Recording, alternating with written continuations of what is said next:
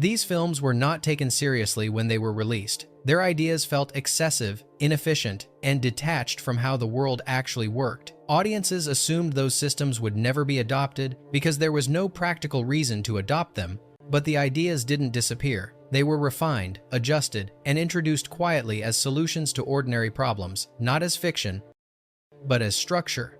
Over time, those ideas became routine. They stopped feeling cinematic and began operating in the background of everyday life. 1. Enemy of the State, 1998. Long before pervasive data collection became an assumed condition, this film introduced the idea that surveillance did not require intent. Monitoring emerged naturally from interconnected systems designed for convenience and efficiency rather than control. Released in 1998, Enemy of the State was often criticized as exaggerated. The scale of observation it presented felt unrealistic. Audiences assumed surveillance required extraordinary effort and explicit authorization, not routine infrastructure. The central idea was systemic accumulation. Data was collected continuously across multiple platforms, stored by default, and cross-referenced automatically. No single system needed to know everything. Insight emerged through aggregation. Surveillance functioned as a byproduct, not a directive. Years later, similar structures became commonplace. Metadata collection expanded across communication, movement, and transactions. Monitoring became distributed rather than centralized. Visibility was created through overlap, not intent. What once felt implausible became normalized through integration. Systems designed for utility generated records without friction. Observation no longer required suspicion, it followed participation. Individuals were visible because systems were connected. The film did not argue that surveillance would be imposed. It documented how observation could emerge organically from infrastructure designed for other purposes. And once data collection became ambient, invisibility itself required effort. 2. Logan's Run, 1976. Long before eligibility systems defined access and limitation, this film introduced a society where participation was conditional, inclusion was determined by predefined thresholds rather than individual circumstance, embedded into the structure of daily life. Released in 1976, Logan's Run was dismissed as implausible social fantasy. The idea that individuals could be systematically excluded based on fixed criteria felt unacceptable and unrealistic. Audiences assumed such mechanisms would never be implemented at scale. The idea presented was systemic limitation. Participation was regulated automatically, not through negotiation or appeal. Criteria were standardized, enforced consistently, and presented as neutral. The system did not need to justify itself. It operated as infrastructure. Years later, similar mechanisms appeared quietly. Eligibility thresholds became common in access to services, employment, and benefits. Automated systems assessed qualification based on predefined data points. Decisions were framed as objective outcomes rather than discretionary choices.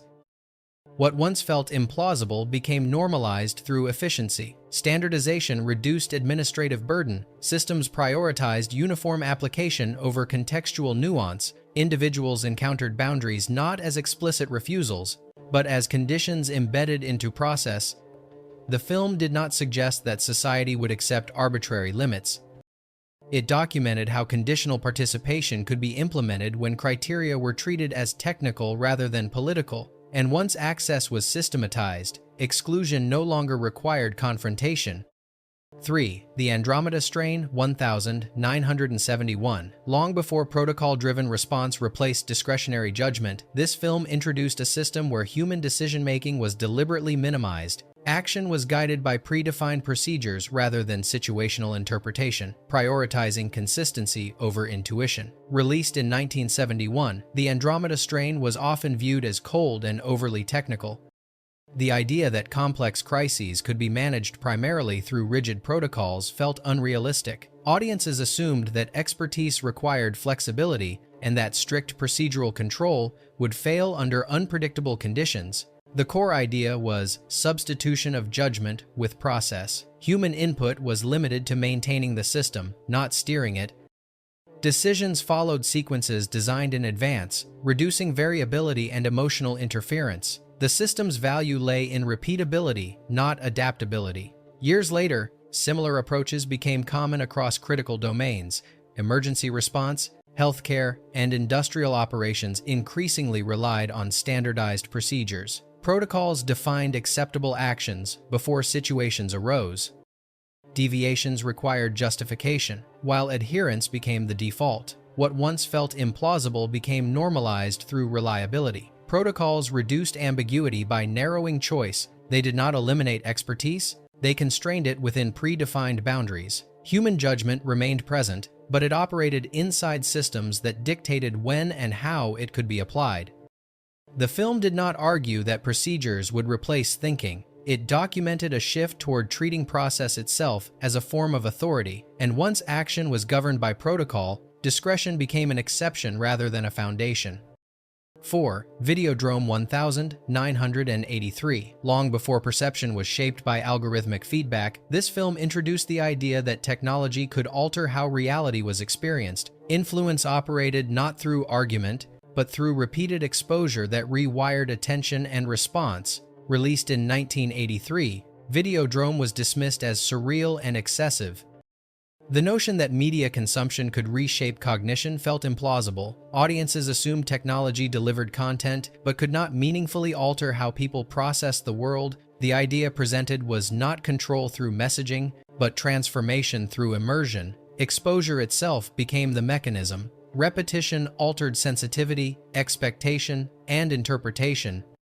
Reality was not replaced, it was filtered. Years later, similar conditions emerged quietly. Continuous content streams adjusted behavior through feedback loops. Algorithms learned preferences and reinforced them. Perception adapted to patterns of exposure rather than independent evaluation. What once felt implausible became routine through personalization. Systems did not need to persuade, they needed to reinforce. Experience became tailored, and over time, that tailoring reshaped what felt normal. The film did not claim media would dominate reality. It documented how perception could be reorganized without direct coercion, and once experience became programmable, neutrality itself became unstable.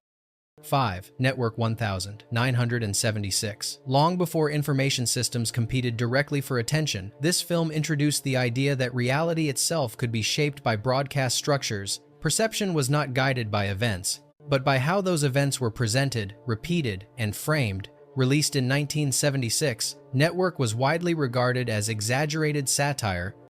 The suggestion that media systems could redefine public reality felt implausible. Audiences assumed information merely reflected society, rather than actively organizing how society understood itself. The core idea was mediation as control. Content did not need to be false to be influential. Repetition, emphasis, and selection were enough. Authority shifted away from institutions toward platforms capable of sustaining attention at scale. Years later, similar dynamics emerged across digital ecosystems. Information flows became continuous. Visibility replaced accuracy as a measure of relevance. Systems optimized engagement, not understanding. Reality became something encountered through feeds, alerts, and curated exposure. What once felt excessive became normalized through saturation. Media no longer needed to persuade explicitly. It structured perception by determining what appeared, how often, and in what sequence. Attention became infrastructure. The film did not predict manipulation. It documented how mediation itself could become the organizing force of public awareness, and once perception was systematized, reality no longer arrived unfiltered. 6. Soylent Green 1973. Long before resource management became an abstract system rather than a visible process, this film introduced a world where scarcity was handled through centralized allocation. Consequences were managed by infrastructure, not by collective awareness. Released in 1973, Soylent Green was often dismissed as overly bleak. The idea that population pressure and resource depletion could be resolved through impersonal systems felt extreme. Audiences assumed such solutions would be rejected long before implementation because they appeared socially unacceptable and politically unmanageable. The idea presented was not collapse, but administration. Resource limits were treated as logistical problems rather than moral dilemmas. Distribution, substitution, and efficiency replaced transparency. Individuals were removed from the decision-making process. not through force, but through abstraction. Years later, similar approaches emerged quietly. Supply chains expanded beyond visibility. Resource optimization became data-driven. Decisions about availability were handled by systems designed to minimize disruption rather than explain outcomes. Scarcity was no longer experienced directly. It was managed upstream. What once felt implausible became normalized through scale. Centralized logistics reduced friction by distancing consumers from consequence. Systems did not eliminate shortage. They absorbed it, redistributed it, and made it operational. The film did not argue that society would accept extreme solutions. It documented how abstraction could make difficult realities administratively manageable, and once scarcity was processed by systems, its human dimension became increasingly remote. 7. They Live 1988. Long before behavioral guidance became embedded in everyday environments, this film introduced the idea that influence did not need to be direct. Control could operate through signals that blended into ordinary surroundings, shaping behavior without requiring awareness or instruction. Released in 1988, They Live was often dismissed as blunt allegory.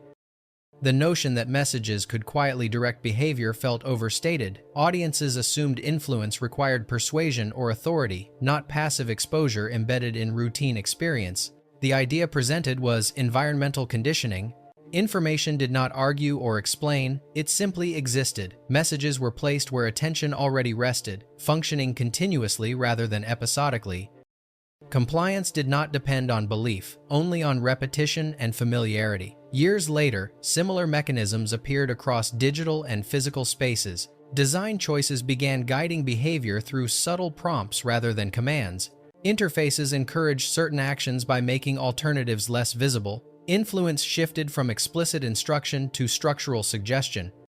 What once felt implausible became normalized through design. Systems no longer needed to convince users. They needed to shape the environment in which decisions were made. Behavior followed patterns that felt voluntary, even when options were constrained.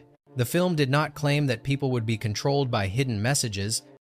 It documented how influence could operate most effectively when it stopped announcing itself. And once guidance became environmental, awareness was no longer required for participation. 8. Rollerball 1975. Long before distraction became an organizing principle of social stability, this film introduced a system where public attention was carefully managed through spectacle. Individual identity was not erased by force, but diluted through constant engagement with controlled entertainment. Released in 1975, Rollerball was often dismissed as exaggerated dystopia. The idea that mass entertainment could function as a stabilizing mechanism felt implausible. Audiences assumed sports and spectacle existed to reflect society, not to regulate it. The notion that distraction could replace governance seemed excessive. The core idea was substitution. Collective focus could be redirected away from decision-making and toward participation in ritualized competition. Spectacle did not eliminate conflict, it absorbed it. Individual achievement was allowed, even celebrated, as long as it remained contained within a system designed to prevent broader disruption. Years later, similar dynamics emerged quietly. Entertainment ecosystems expanded into continuous engagement platforms. Attention became a measurable resource. Participation was encouraged not to empower individuals, but to sustain systems built around consumption, reaction, and visibility. What once felt implausible became normalized through saturation. Constant engagement reduced the need for overt control. Distraction did not suppress awareness, it displaced it. Governance became less visible because attention was already occupied elsewhere. The film did not suggest that entertainment would replace authority. It documented how spectacle could become infrastructure rather than diversion. And once attention was fully accounted for, disengagement itself became the exception. 9. Colossus, The Forbin Project, 1970. Long before complex systems were trusted with autonomous decision-making, this film introduced the idea that control could be delegated entirely to a machine. Authority was not exercised through human judgment, but through automated logic designed to remove uncertainty from critical outcomes. Released in 1970, Colossus, The Forbin Project was often dismissed as implausible. The assumption was that no society would allow a system to operate without direct human oversight. Audiences believed complexity itself would prevent full automation, and that responsibility could never be separated from those who made decisions. The idea presented was not intelligence, but delegation. A system could be given control because it promised consistency, speed, and freedom from human error. Once activated, authority shifted quietly from operators to infrastructure. Human involvement became supervisory rather than directive. Years later, similar patterns emerged across multiple domains. Automated systems began managing processes that were once considered too important to remove from human hands. Decisions were framed as outputs of optimization rather than acts of choice. Oversight remained in name, but intervention became increasingly rare. What once felt unrealistic became acceptable through reliability. Systems were trusted not because they were flawless, but because they reduced visible risk. Automation did not eliminate accountability. It redistributed it across layers of procedure and abstraction. The film did not argue that machines would dominate decision-making. It documented a transition where delegation became preferable to uncertainty, and once authority could be automated, control no longer required constant presence. 10. The Conversation, 1974. Long before constant monitoring became an accepted condition of public and private spaces, this film introduced an environment where listening itself was normalized. Observation was not framed as intrusion, but as routine, a technical process carried out without visible consequence. Released in 1974, The Conversation unsettled audiences because its central idea felt invasive and excessive. The notion that conversations could be routinely captured, analyzed, and archived seemed impractical outside intelligence work. Most people assumed such practices required exceptional circumstances, not everyday infrastructure. The idea presented was procedural surveillance. Information was collected passively, without confrontation, and interpreted later through technical systems rather than human memory. Responsibility did not rest on those being observed, but on the mechanisms that enabled observation to occur continuously and quietly. Years later, similar conditions emerged through technological normalization. Recording devices became embedded in phones, vehicles, and public spaces. Data collection shifted from targeted action to default operation. Listening no longer required suspicion, it required access to systems already in place. What once felt implausible became ordinary through convenience and scale. Surveillance did not need to justify itself overtly. It existed as background functionality, often unnoticed by those participating in it. The act of being recorded lost its sense of exception. The film did not claim that privacy would disappear. It documented how observation could become habitual without announcing itself as control, and once listening became routine, silence no longer guaranteed privacy. 11. Brazil, 1985. Long before automated administration became an accepted part of institutional life, this film introduced a system where bureaucracy functioned independently of the people inside it. Decisions were processed, recorded, and executed through procedure, with human intention treated as secondary. Released in 1985, Brazil was often dismissed as exaggerated satire. The idea that administrative systems could override individual judgment felt absurd. Audiences assumed inefficiency and error would prevent such structures from operating at scale, and that human oversight would always intervene when systems failed. The central idea was procedural dominance. Authority was exercised through forms, approvals, and standardized pathways rather than direct command.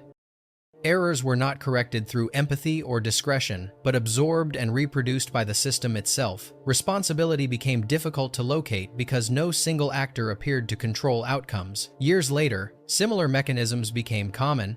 Automated workflows, centralized databases, and rule-based processing reduced reliance on individual decision-makers. Administrative systems were designed to prioritize consistency over context. Once implemented, they continued to operate even when outcomes were clearly misaligned with intent. What once felt implausible became normalized through scale. The system's persistence was not a result of malice, but of efficiency. Processes were easier to maintain than exceptions, and correction required more effort than continuation. The film did not argue that bureaucracy would replace judgment. It documented how systems could function without needing to understand the people they governed, and once procedure became self-sustaining, correction no longer felt urgent. 12. A Scanner, Darkly, 2006. Long before fragmented digital identities became a normal condition, this film introduced a system where individuals were never fully visible as themselves. Identity was divided, masked, and mediated through layers of observation, creating distance between the person and the data representing them. Released in 2006, A Scanner Darkly was often regarded as abstract and conceptually dense. The idea that someone could exist under multiple, shifting identifiers felt exaggerated. Audiences assumed identity was stable, singular, and anchored to physical presence rather than data structures. The core idea was not surveillance alone, but fragmentation. Individuals were observed through systems that separated appearance, behavior, and recorded identity into different channels. Responsibility became diffuse. Accountability weakened as identity passed through filters, permissions, and substitutions. Years later, similar conditions emerged quietly. Digital platforms introduced multiple identity layers, usernames, credentials, anonymized profiles, and authenticated access. Individuals navigated systems that recognized them differently depending on context. Visibility became conditional, granted temporarily and selectively. What once felt implausible became routine through convenience. Fragmented identity allowed systems to function at scale, balancing access with control. People learned to operate across multiple representations of themselves without treating that division as abnormal. The film did not suggest identity would disappear. It documented an environment where identity became modular, adjustable, and dependent on system design. And once identity could be separated into parts, presence no longer required wholeness. 13. THX 11381971. Long before automated compliance became an invisible part of social organization, this film introduced a system where order was maintained without constant force. Control was embedded into routine, language, and procedure, functioning quietly rather than aggressively. Released in 1971, THX 1138 was often dismissed as abstract and impractical. The idea that large populations could be regulated through systems rather than direct authority felt unrealistic. Audiences assumed that compliance required visible enforcement, and that efficiency alone could not sustain obedience at scale. The idea presented was structural rather than ideological. Individual behavior was shaped by standardized processes, monitored continuously, and corrected automatically. Authority did not need to intervene frequently, because the system itself reduced the need for confrontation. Regulation was achieved through normalization, not threat. Years later, similar approaches began to appear across institutions. Rules became embedded in workflows. Compliance shifted from supervision to procedure. Systems were designed to minimize deviation by making the expected path the easiest one to follow. Enforcement became less visible, not because it was absent, but because it was distributed across infrastructure. What once felt implausible became operational through efficiency. Automated checks, standardized requirements, and continuous monitoring reduced the need for direct oversight. Individuals interacted with systems rather than authorities, often without recognizing regulation as regulation. The film did not claim that such systems were inevitable. It documented an approach to control that felt excessive until it proved scalable, and once regulation could operate without constant enforcement, compliance no longer required confrontation. 14. Minority Report, 2002. Before predictive systems became a routine part of institutional decision-making, this film introduced an idea that felt fundamentally unstable. Action could be addressed before it occurred, not through intuition or investigation, but through data-driven certainty presented as statistically reliable. Released in 2002, Minority Report was often dismissed for this premise. The notion that future behavior could be identified in advance seemed both impractical and inefficient. Audiences assumed that human action was too unpredictable, too dependent on context, to ever be processed into something actionable by a system. The core idea was not punishment, but prevention. Decisions would be guided by probability rather than evidence, and responsibility would shift from individual judgment to systemic calculation. The system did not need to be perfect, it only needed to be better than uncertainty. Years later, similar structures began to emerge quietly. Predictive models were introduced to assess risk, allocate resources, and prioritize intervention. Behavior forecasting became embedded in policing strategies, financial systems, and digital platforms. These models did not claim certainty. They offered likelihood, efficiency, and optimization. What once felt implausible became operational through scale. Data sets grew large enough to support approximation. Algorithms did not replace decision makers, but they increasingly shaped which decisions were considered necessary in the first place. The logic of anticipation became normalized, not because it was absolute, but because it was useful. The film did not suggest that the future could be known. It documented a shift toward treating probability as justification. And once probability became actionable, the boundary between anticipation and decision quietly narrowed.